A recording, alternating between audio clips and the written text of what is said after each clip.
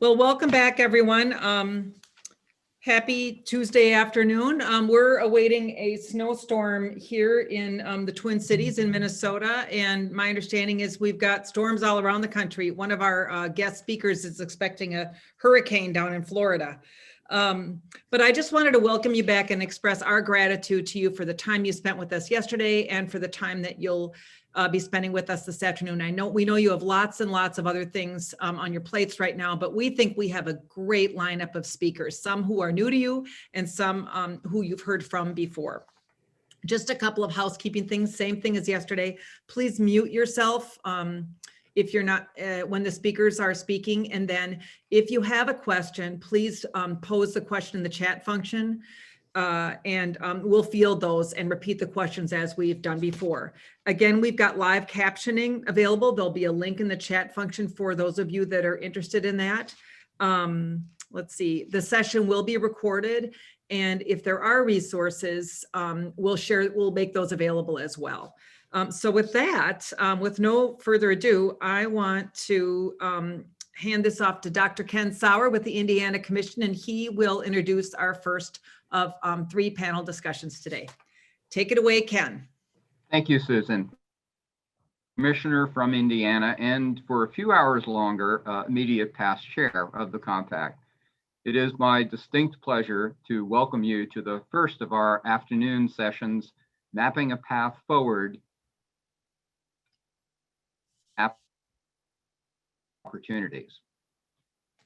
Our facilitator for this session is my colleague and boss, Teresa Lovers, Commissioner for the Indiana Commission for Higher Education, the coordinating agency charged with ensuring the state's post-secondary education system is aligned to meet the needs of. Prior to becoming Commissioner for Higher Education in 2009, Teresa served in the Indiana Senate for 17 years, where she chaired the Education and Economic Development Committee and was highly respected on both sides of the aisle, as she continues to be to this day. Her initial appointment as a MHEC Commissioner from Indiana dates to 1996, and she is also a past chair of the compact. We are also joined by Madeline Pumariega, a respected thought leader and the Executive Vice President and Provost of Tallahassee Community College, an institution strongly focused on innovation, student success, academic excellence, equity, and workforce readiness.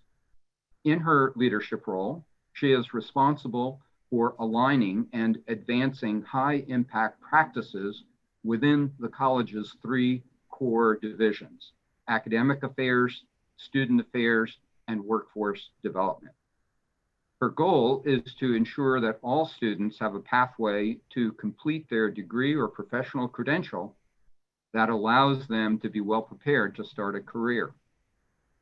Prior to coming to Tallahassee Community College, she was appointed as the first female and Hispanic chancellor of the Florida college system in 2015, where she led efforts focused on student success, workforce innovation, and higher education policy.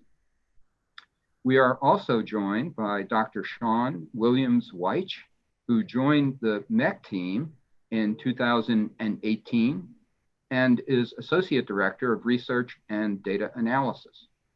He brings to MHEC over a decade of experience working in higher education in program administration, institutional research, and state policy research.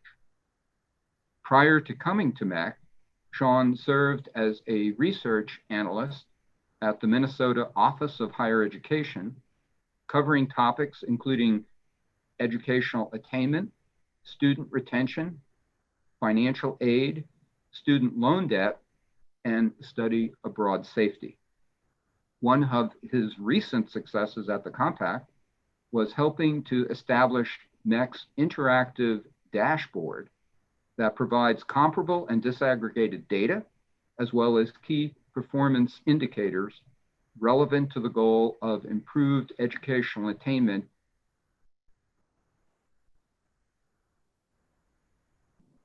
So please help me welcoming our panelists.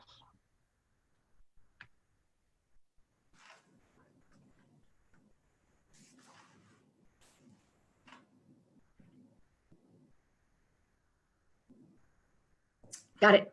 You have to give me like 5 seconds. Thank you, Ken, for the introduction for all three of us. I look forward to this panel today, and I look forward to the questions that I did so that we can actually really get to the heart of the matter for each of you, depending on your state and the issues that really drive you. We're going to focus on how we use data to drive attainment and economic mobility. I'm sure that we all agree that using reliable, up-to-date, compelling data are critical to really developing our funding proposals, our policies, and our programs. But I think we also agree it's not enough to compile the data. It's not even enough to disaggregate the data by groups, which I think we are increasingly committed to doing so. But what's really important is how we use that data to implement strategies for change and student success. We have with us two panelists today who are going to join me in focusing on the key elements of data collection and use, and how we actually then use that data to actually improve the success of the students in our state and the students that we serve. So with that, first we're going to hear from Sean, and as Ken indicated, Sean has been working on developing a new dashboard for MEC. I know some of you have had an opportunity to look at this. He's going to share some of that with us today, and some of the important predictors that we have for student success. So first, I'm going to turn it over to you, Sean. Thank you, Commissioner Lubbers. Again, I'm Sean Williams-White, and I am the main designer of MEC's interactive dashboard. And this dashboard is an interactive approach to learning about educational indicators. And the indicators in the dashboard range the entire educational pipeline from grade school preparation for college, all the way to employment rates of college graduates. We're going to focus in on indicators from 3 different categories. So the first indicator will come from the preparation category. And we'll focus on 8th grade achievement. So this indicator measures the percentage of students who scored at least at a proficiency level on a NAEPS, one of the NAEPS subject tests. And the subjects we'll focus in on will be math and reading. This indicator in particular focuses on the income gap as well. So we see the percentage of students from low-income families, the percentage of students from low-income families that score at a proficiency minimum, and the students from higher income families that do as well. And for this indicator, income is delineated by whether or not the student is free or reduced price lunch at their grade school. So there's several different things you can do with this dashboard. One, if we focus here on the views with the bars, you can hover over the bars to get a tooltip to see what the actual percentages are for each category and group. You can also click on the bars if you want to see the percentages that way also. And there's different views you can do based off of state, region, or the whole country. So we're looking at the Midwest region right now, but you can also compare between all the other states in the country, the whole country, or if you want to compare versus the top 5 states in the country on the given indicator. And you can toggle between the different subject areas. You can toggle between the different income groups if you want to just see one income group at once or see another, or like we have here, see both. And you can look at different years as well. So it's fully customizable. The bar graph is just one way of looking at the data. We also have the line chart if you're interested in looking at the data temporally.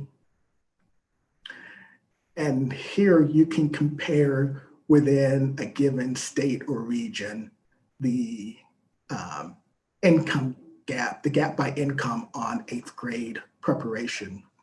I'd like to also add that in this dashboard, you'll notice that gaps start early and they persist throughout the rest of the educational pipeline. And then there's also the map view. And the map view allows you to look at all of the states at once if you want to do a quick visual comparison. And here you can hover over a desired state and see the tooltip, which shows the percentage for that state. Here you have to select the specific year you want to look at, along with the specific group in the population you want to look at, along with the specific subject test you want to look at. So you have to be very specific in what you're wanting to see for this indicator. And finally, we have the table view for people who are more accustomed to looking at data the old-fashioned way, where they can look at all years and all groups and all subjects at once. However, though, this view is customizable also. You can choose which years you want to look at. You can choose which states or regions you want to look at. So if you just want to focus on just a subset of the states, you can choose which groups you want to look at. And then also you can choose which subjects you look at as well.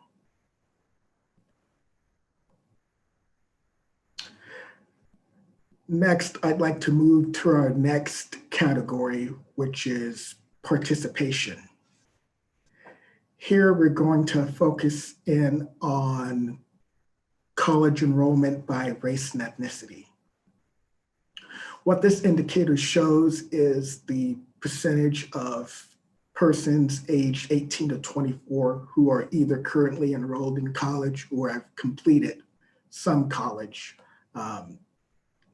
And we disaggregate this by race and ethnicity. And so here, again, in our bar graph view, we see that we have all of our groups represented. We additionally have an underrepresented minority group, which is a combination of the American Indian, Black, and Latino groups, as to make a easy comparison vis-a-vis the white group. And I'd like to add that the data source for this is the US Census Bureau from their American Community Survey. And if you scroll down on the page, you can see more about the indicator along with the data source as well. With this indicator in particular, it should be noted that the Census Bureau does not measure certificate attainment. So it should be noted that any student, or any person that has attained a certificate as the highest form of education, they would fall under the have completed some college category. Now, recent estimations of certificate attainment in the population, I should add, estimate that for most states, the average certificate attainment rate for the adult population is somewhere between 5 and 10%, if you want just an idea of what that range is. But here we see that Asians and whites have the highest college enrollment rates, while American Indians have the lowest enrollment rates. moving on to our last category, we're going to completion and looking particularly at completion rates, graduation rates by race and ethnicity.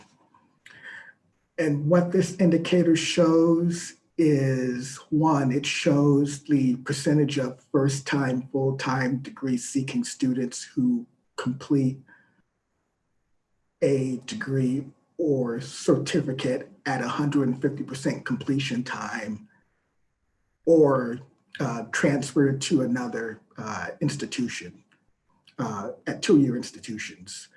And then also it shows the percentage of first-time, full-time bachelor degree seeking students who completed a credential, a bachelor degree within 150% completion time, or 6 years in the case of bachelor degrees. So the first, the first way we first saw this indicator was looking at public two-year institutions. And again, there we're looking at the 3-year graduation plus transfer rates of students in that sector.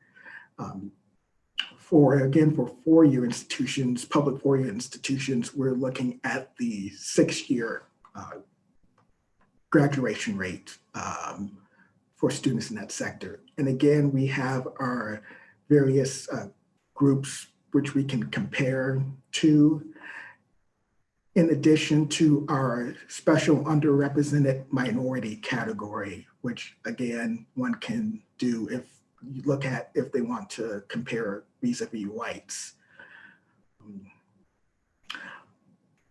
I should say that this dashboard is a work in progress for us, and it's a living document. We want to make sure that there are elements in this dashboard that are helpful for all our commissioners for whatever projects, initiatives, or plans you all have in mind or interested in. And we are welcoming feedback on this dashboard. And so we are interested in seeing what you all think about this dashboard and how the dashboard works for you, or what you like, or what can be improved.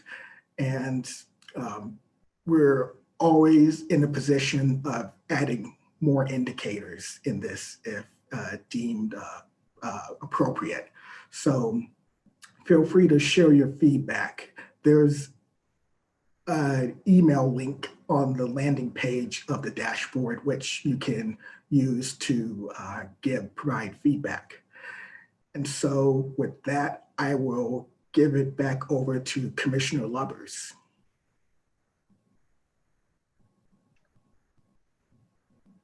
Thank you, Sean. That was a treasure trove of data, and I know that he is willing to actually continue to build on this with things that commission members around the Midwest need. So thank you. But a couple of things came to mind with your presentation. One, the first part, when you talked about the 8th grade scores, I know that the recently released NAEP scores, which is what you were using for the 8th grade, the 12th grade results actually showed that the achievement gap between high and low performing students has widened significantly in both math and reading in the United States. So these were the results that were prior to COVID-19.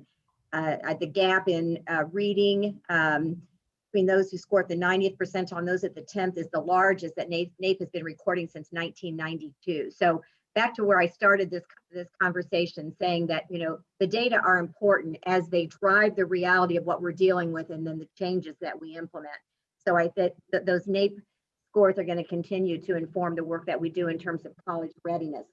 I also thought when you were talking about the attainment levels and adding the 5% for 5 to 10% for certificates, for those of you who are working the higher ed space, SHIOs and others who are participating today, you're well aware of the bump that we got for the states basically looking at what Lumina and the Georgetown Center were doing.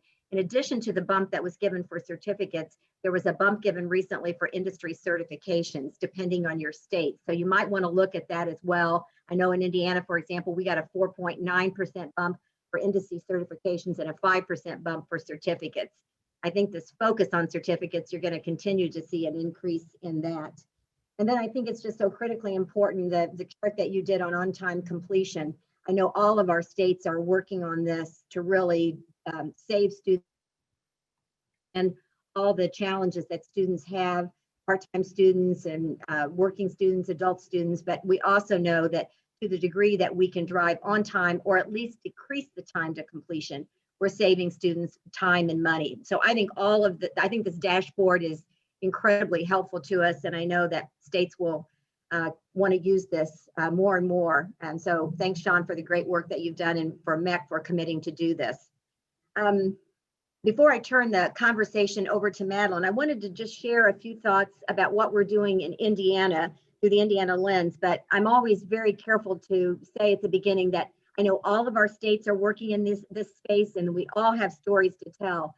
So I try to share information that I think would be helpful to other states as opposed to being unique to Indiana. We know all of our states, I think, have set, or most of our states have set attainment goals that are linked to the needs of the work.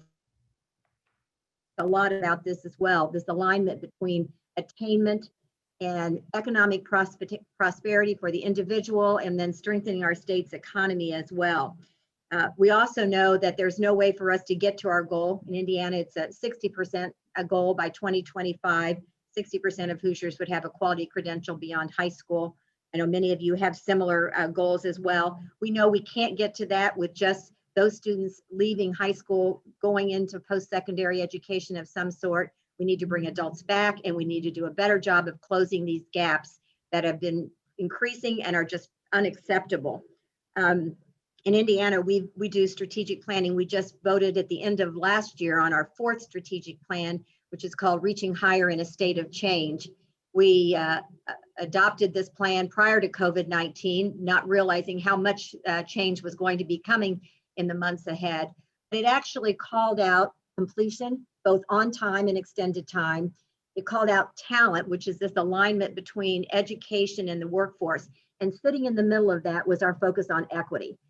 So it was completion, equity, and talent, and how we're actually going to address all 3 of those. We disaggregate a series of reports on race, ethnicity, gender, geography, socioeconomic status. And we do this for a college readiness report. We do it for a college completion report. We just released our 3rd equity report in Indiana, which actually shines a light on these growing disparities that we have in terms of college readiness, persistence, completion, and as well. So I think that, we've really had a keen focus on how this data could drive the ability to really strengthen in Indiana's economy and really allow for economic mobility for the people who live within our states or the people within your states as well. We've also know that it's important to align these efforts. Sean mentioned, 8th grade, we talk about 3rd grade reading, 8th grade math, high school graduation, college readiness. And so we really are working on this alignment between early childhood education through lifelong learning, through a statutorily created governor's workforce cabinet, which really brings to the table educators, policymakers, and employers really around attainment goals. I think that MEC commissioners are uniquely positioned to lead these efforts to close gaps and really bring together all the various stakeholders that are needed by the unique representation that exists with MEC commissioners. So I know, as I said before, I know all of us are working in this space to really improve the economies of our state and the well-being of those people who live within our states. And we have a great example of that today with our next panelist. Madeline is going to really tell she's really been leading the efforts in Florida and is going to share some of that with us. And really, I asked her to sort of start off by saying, how should we leverage this rich data to drive economic mobility in our states? With that, I'll turn it over to you, Madeline. Thank you, Commissioner. I think it's an excellent question. I want to commend Sean. What an amazing dashboard to be able to have everything there at your fingertips. And then how do you leverage all of that data? And I would say in a COVID-19 environment, how do we reimagine educational attainment? Folks are saying, well, is the talent gap still there in terms of just think about the loss of jobs and the COVID-19? It is absolutely going to be the imperative for every state, because the states that get talent and accelerate talent right, I think are going to recover much quicker and much faster during this economic recession and into the post-COVID environment. So I would say that one of the things you want to do is keep a watchful eye on the data and how the remote learning environments, particularly in K-12, will exacerbate those gaps. And then are there opportunities for partnerships with early learning opportunities? For example, in Florida, during the COVID pandemic, the Commissioner of Education signed an emergency order that allowed colleges that were offering dual enrollment the opportunity to look at multiple measures for placement. So instead of looking at AccuPlacer or the PERT, looking at multiple measures, potentially maybe the high school grade point average, along with the last course completed in English or math, and then developing interventions to support students in that regard. And I think those are the types of strategies that we're going to have to utilize this data and then work with policymakers and commissioners and college leadership and high school leadership and partners to accelerate that path towards attainment with early college opportunities as we look at transitional points. I would also say that rapid response credentialing will be really important. Illumina does recognize high quality certificates, industry certifications, associates, and bachelors into that portfolio of educational credentials that lead to high value jobs, high wage jobs. And I think aligning those rapid credentials. So in Florida, we launched something with through the Florida Department of Education, leveraging CARES dollars to launch rapid response credentials. And each college and technical center across the state put together a cadre of programs where students and those that have been unemployed could come back and retool, level up, and be able to get re-employed. And that was done through, I think, something that's going to be real critical during this time is working with our workforce boards and looking at the needs of employers and then aligning them to the programs that we're putting out. And so if you break this like into three parts, one is those rapid response to COVID-19. How do you still have some longer term goals that are connected to the state's educational attainment goals? And then how do you understand that the future of work is now, it arrived. What COVID has done is accelerated the future. We thought maybe we had a 5-year runway. Well, that runway's probably been cut in half because of COVID, because corporations and institutions are going to have to reimagine their workforce, resize and realign in a post-COVID. So they all still very much connect. I would say that talent and human capital is going to be really critical, particularly as we look at career pathways, as we look at the equity gaps that you just saw and discussing. And really this money is going to come down to where and who will position themselves to get the right investments, because we're all going to be jockeying for that position. Let's be really honest. Or our institutions are moving on a dime. We've gone remote very quickly, the type of support and intervention, but you can see across the country, the enrollment declines, particularly among open college, open admissions institutions. You see where universities, more selective universities, probably have a more stable environment this fall in terms of enrollment, but 2-year and 4-year open college access institutions, particularly community colleges across the country, 9% down in enrollment. But we do see the for-profits are upticking in enrollment. So how will we personalize these pathways for a student coming out of high school or someone coming back to level up and upskill so that they can re-enter the job market, and then aligning those to those industry needs. I would say that comes at the time where the higher education landscape is an interesting landscape. We continue in terms of, just like many of your states, implementing performance funding, where a part of that money really is the incentive of getting students to the finish line. But I would say by 2025, we'll probably look at one of the largest demographic cliffs to affect higher education. And that is that we will peak in terms of high school graduation classes. And it also is going to be the most diverse. So how do we begin to prepare now for that? How do we develop those stronger pathways for college going rates? Sean showed there the college going rate. Who's not participating in college? How will we develop those pathways for them so that we can ensure that we increase that college participation rate? At the same time, it was mentioned, the diversity, equity, and inclusion mandate and imperative is not going away. I think that that will continue because of the impact it's going to have on labor participation in states. There's no way any state right now achieves their attainment goals without closing the equity gaps. There's just no path there. We just kind of went through the electoral college, right? The path to 270. If you think about your path by 2025 to 60 and Florida sail to 60, there's no way mathematically you get there unless we close some of those gaps that we're seeing. And we relatively have really stayed stagnant in terms of even college completion numbers and closing those gaps. And so we will, the challenge will be to close those double-digit achievement gaps.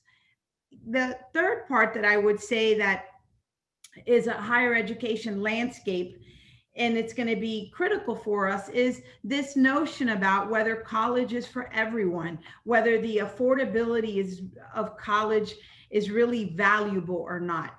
We're going to have to talk about this because, again, when you think about the facts, when we recovered from the economic recession in 2008, 2009, 11.6 million jobs were recovered. Of those, 11.3 million were the folks that were hired had some college or above. So it means that post-high school credential is going to be critical. And I think how we partner with our high schools in potentially getting those credentials earlier to students and then making them stackable along the way so that we make the case for the value of higher education. And most importantly, when you think about tying it to income inequality, what COVID has done really is magnify when you think about income inequality. Those that had credentials typically in COVID-19 are working from home. Individuals participating in the knowledge economy are having these conversations right now, but folks on the front line of the service economy, not happening. So even as we think about this pathway of post-secondary education and how you align it to emerging needs of industry, but those emerging sectors, by region and by state. I think very important that our urban and metropolitan centers are going to recover faster. We saw that during the recession, the past recession, and we saw rural communities had a much slower and potential impact on recovering. I think that will be the same in COVID-19. So how do we leverage this with economic development councils and talent and production on our end in terms of the value of higher education? I think the other landscape that faces higher education during probably the most disruptive time of COVID-19 is the financial instability and what that will do, and consolidation and stressors. I think that financial pressures both from funding declines at the state level, as well as potential enrollment declines at the time that our communities will need higher education the most, because we are the workforce engines of our communities. We are in the position, together with our workforce boards and policymakers, to drive the right policies and practice that help communities recover during tough economic times. I think an area for us to look at is education technology. When you think about what's happening in the space of badges and micro-credentials, you see a space for ed tech. We've often talked about, remember the MOOCs, and that was going to wipe out all of higher education, the massive online courses. That didn't prove to be that. But I will tell you that education technology companies focusing on credentials and badges do and have an opportunity here in terms of teaming up and being able to deliver some of those workforce needs, potentially in a more rapid and effective way than we might. And so how do we look at opportunities to partner with ed tech companies, and how do we look towards them about the kind of acceleration and innovation? I would say that another area, when we think about the equity gap and we put the barriers that from food insecurity to housing insecurity, I think the entire recognizing mental health is going to be another aspect that will be important, especially when you're thinking about realigning student support and student success, and achieving your goal of closing those equity gaps and increasing as well educational attainment at the state level. And then I will close, so we have the next 5 minutes maybe for questions, is really that the future of work is now. I said earlier that one of the things that I think that COVID has done is got the future of work much closer to us. So I would say, what is the work of the future? How do we look at those human traits, which are not going to be overcome by automation, and their empathy and collaboration and communication and critical thinking, often considered those soft skills that lots of employers will say students are missing, or our graduates might be missing. So how do we also begin to integrate those future-proof skills, those resiliency skills within the credentials and our career pathways? Will be something that's important, because that will give students the competitive advantage as they're going out, when they're graduating at a time that we haven't seen anything like this from World War II in terms of the Great Depression and competing for jobs. So how will we give our graduates that advantage of being ready for the work of the future? And so I hope I've covered some of the questions, Commissioner, and I'm very much open to questions. I know we've got about 5 minutes, so I'll pause here and take any questions you might have. Well, thank you. That was just both at a high level and in very specific ways. You covered the landscape so beautifully. I know we only have a little bit of time. The things that I'm reading about are on the chat are more things like Tim Flacco was talking about, the fact, just pointing out the fact that in the early months in North Dakota with COVID, that a person with a high school diploma was 8 times more likely to begin employed than a person with a 4-year degree. I think this played out in most of our states.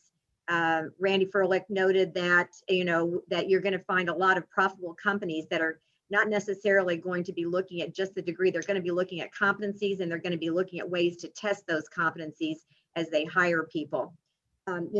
So I know we have a limited amount of time. If anybody else wants to pose a question, it seems to me that you hit on, preparation and success, affordability, career relevance. I would, one of the 3 metrics that we're using in Indiana right now for our strategic plan is that every degree and program would have embedded career relevance.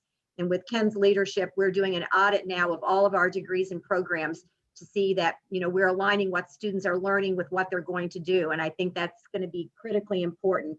You talked about funding and enrollment declines, realities that I know that we're dealing with as we prepare our budgets for the upcoming session, the impact of education technology, obviously a keen look at this impact of equity and our inability to get where we need to be as a state, and certainly to serve our residents well without dealing with equity gaps and of course COVID, the disproportionate impact that COVID has had on students of color and low income students and rural students. I mean, you highlighted the fact that 1 in 5 students in rural America is likely to complete a college degree, the lowest college completion of any of our populations and subgroups. You mentioned at the end, that the future of work is not the future, but it's here right now. And what does that mean? I would recommend, I know many of you probably already have looked at it, but Jamie Marasotis from Lumina's new book called Human Work, talking about what is unique about human beings in an age of machines. And I think it really does inform how we look at that. I guess I don't see any other questions posed, but I would ask a final question of you, maybe, Madeline, which is, you talked early about the rapid response that we need to, potentials that we get people in a quick way, knowing that we're trying to stack them. We've tried to do this. We have a program called Rapid Recovery for a Better Future. And we've looked at those credentials, short-term certificates, through a lens of high quality, high demand certificates and not all certificates. Do you tend to prioritize certain types of short-term credentials that have a higher wage, meet a demand, as opposed to all certificates? I think yes. When we think about livable wages, and I have to tell you, I'm in a state now that just last week passed, and I was a speaker this morning for the Florida Chamber. The $15 an hour minimum, we will start to get to a point where $15 minimum wage for Floridians. And that, to me, I think about every time I think higher ed could not be disrupted anymore. We went through remedial education reform. We went through performance funding incentives. We're now going through COVID-19. The whole part about minimum wage, right, really comes into if we're prioritizing those high wage ones, what are the high wage of the future? And what are the businesses that are going to be competing for the high wages? But to your question, I would prioritize them. And I'll close with this. What will see us through will be strong leadership. This is the time for real courageous leadership and trying to, at our own institutions and among our own organizations, breaking down turf, tradition, and trust. We're not going to have time for that's my turf and this is the way we've always done it. And I'm not sure I want to partner with you. I think it's going to require strong leadership from policymakers, governors, commissioners like all of you, college and university leaders, along with our K-12 superintendents.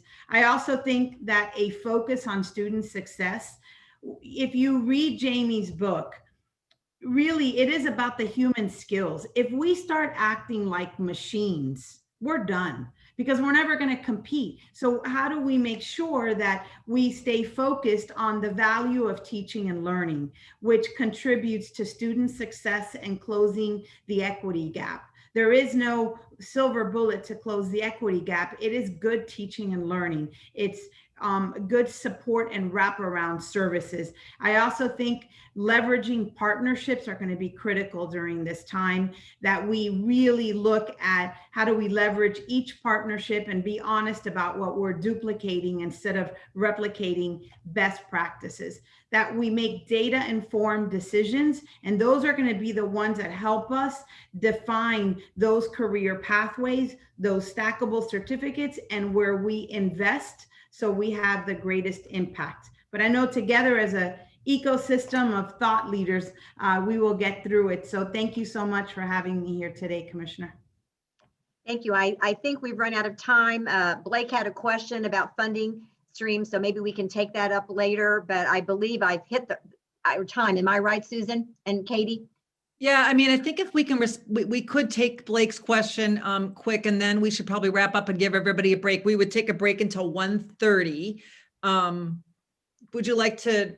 Well, I think this may require several states weighing in, because I'm really interested in how MEC states are actually aligning funding streams. So perhaps this is something that you could, from individual states and we could respond to that as opposed to any one state responding. That sounds good. Blake, would you be okay with that if we followed up with you later? Absolutely. That's going to take more time than we Yes, have it right will. now. I'm just interested in how are we aligning as we prioritize and programs and as we deliver more education to juniors and seniors.